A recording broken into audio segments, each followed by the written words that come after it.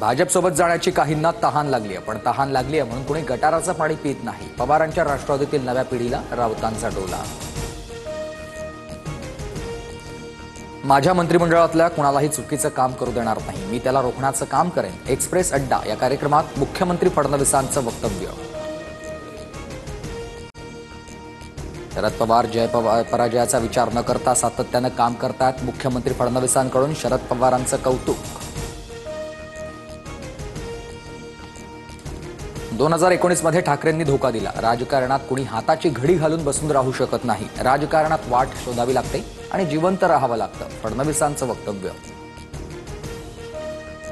2019 मध्ये भाजपनं दगा दिला, त्यांनी चर्चेचे दरवाजे बंद केले. संजय राऊतांचं फडणवीसांना उत्तर. दाऊदसोबत संबंध असणाऱ्यांना मंत्रिमंडळात ठेवल्याचीही राऊतांची टीका.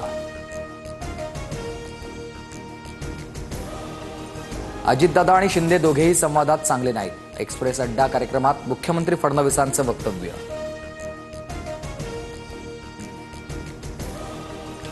तो दिवस दूर नाही ज्यावेळी पीओके भारतात परत येईल. पाकिस्तानला दहशतवादाची किंमत मोजावी लागेल. संरक्षण मंत्री राजनाथ सिंह यांचं मुख्य वक्तव्य. पहलगाम अटॅक मानवतेवर हल्ला, ऑपरेशन सिंदूरनं चोख उत्तर दिलंय. पंतप्रधान मोदींचं वक्तव्य. तर खराब वातावरणामुळे मोदींचा सिक्कीम दौरा रद्द. मोदी आज आणि उद्या बिहार, पश्चिम बंगाल आणि उत्तर प्रदेश दौरा करणार.